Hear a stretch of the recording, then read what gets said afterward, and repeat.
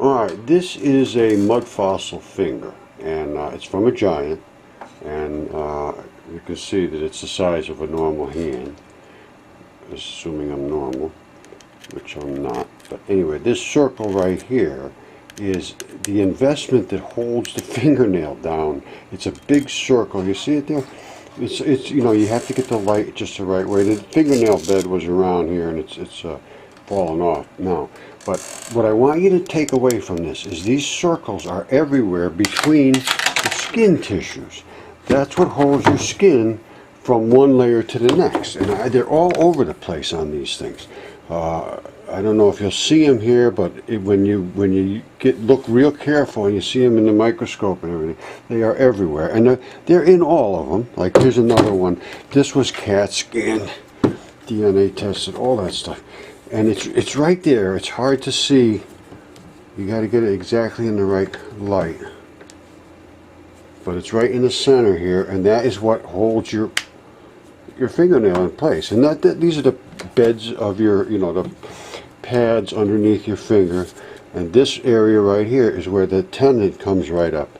It broke right along where the tendon goes in. That's the black vein blood, and the bone is in the. It's seen very well in the CAT scan, and it's been certified by Gil Headley. You know, he does autopsies all the way around the world. So this stuff is not, and it's been DNA tested, CAT scan, the whole shoot. So that's what it is. Now I'm going to show you how the skin is, and I'm going to show you this particular area of the skin. You see right here? This is the bone. Now I got to show you this because you're never going to see the bones in mud fossils. They go away. Now the reason this is a little discolored is because I put some castor oil on here, which rehydrates it, and then you can see things much better. And I'm going to show you this in the scope in a minute. But all this stuff, is the red blood, and again, this is rehydrated from the castor oil. I do a lot of things with chemistry and you know, all kinds of stuff. Anyway, there's the red and the black, and the red is the oxygenated blood, and the black is the vein blood. So we're gonna, and this is what happens. They transition. It's because of being in wet conditions, and the wet conditions continuously moves minerals and metals throughout organic tissue. That's the nature of them. That's what they're supposed to do when they're wet. That's how they function. They move things around, and it's called carboxylation and decarboxylation. And that happens from transition metals like ferrous oxide, you know, iron and things of that nature, and calcium and all that stuff. That's the way it works. And they move, and they come and they go. And that's why C14 testing, I don't think it's any possibility it can work unless it's between the layers of a manuscript that was 500 years old and never opened. Something like that, but not this kind of stuff. Not, and certainly not when it's wet. Alright, this is the back of my belt. And you see what this fiber stuff looks like, and you're going to see there's going to be these circles all over the place, and this is the underside of the leather. And I'm going to try to go up the side of it here, if you can see that. You see that? The underside is here. And I'm going to go up through the side of the leather. This is just like the guy's, an animal's skin. And this is the top. Alright, of course it's been tanned and stretched and rolled and all that stuff. So it's not exactly like what we're going to see in a human skin, but it's not going to be all that far off. So let's see what we got here. Here's the human skin. Let me turn this light off. Alright, let's go on some nice fresh, let me get some fully topped out skin. Alright, here we go.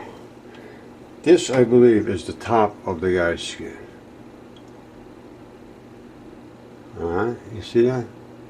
That's what the fiber of your skin looks like. You see the same, looking like the same stuff we just saw, see it? That's the matrix of your skin, just like the back of the belt, and that's this big fingertip. Now, I'm going to go to a place where the skin is separated, and we're going to see how it holds itself down. So let's start at the top again. Here we are at the top, and now we're going to roll over the top. So here we come, over here. Okay, so here now it broke, and the skin has separated. So let's roll around the skin. We're rolling down around the skin And this is one thickness of skin. Let me see if I can come in on it. Alright, you see it? That's the thickness, just like the belt. It's the same. Alright, you see it go down here? Alright, now that is held down by a layer of little strappy grabby things. And I could show you that in a lot of places, and that was that big ball I showed you. So now let's go down deeper. Let's get back here to the top. Alright, let's roll over the top again. Zoom. We're coming rolling over. We're going to come down the side of this, and let's stay as close as we can get. Alright, so now we're underneath that skin, and we're going down. You see, that's what they call areolar tissue. You see all the holes in there? That's what areolar means, holes. And then there'll be like these tags. I'm going down, down, down. I'm into the skin, in the deep layers of the skin now. Right there is the gnarly little stuff that holds you. Your upper layers, all the way up to here, is being held all the way down to here. And bang, right there is where you hit, where the bone and flesh and stuff was. You know, well, actually flesh at this point. And then you go deeper and deeper and deeper and deeper and deeper in. And now we're going to be where the bone is. You see this? This is what's left of the bone. There's almost nothing left. I come right to where the center of the bone would have been. Hold on. Here we go. This is where the center of the bone was. Alright. See? But that's what happens to mud fossil bones. They transition and move because they're made out of very, very reactive chemicals such as calcium and phosphates and things like that. You see, they turn into what the petroleum industry calls source rock.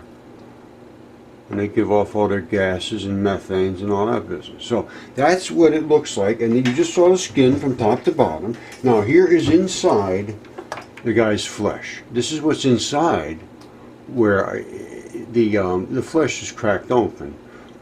And that's the middle of what his finger would have been. And up here is sort of the tip of his finger. And the tips get very, very flushed with blood because you have a lot of blood in your fingers. That's why they poke in the finger for blood. See this here?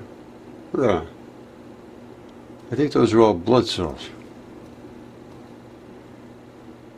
But there'll be definitely stuff in these things, and it's a little scary because there is DNA in this stuff. Alright, here's where I put some castor oil on it. See this? Castor oil has what they call fatty acids. Let me clean this up a little bit. Hold on, let me get a brush. Fatty acids.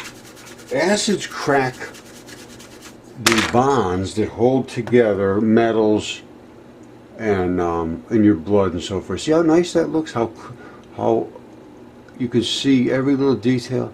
You never see that, and that's what's called hydration. Hydration means moisture inside of the tissues, and we could see that rocks take on a lot of moisture from castor oil because it's what you have in your body that makes these chemicals work.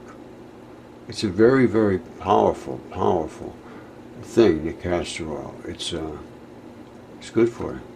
Alright, but anyway, that's what these things are.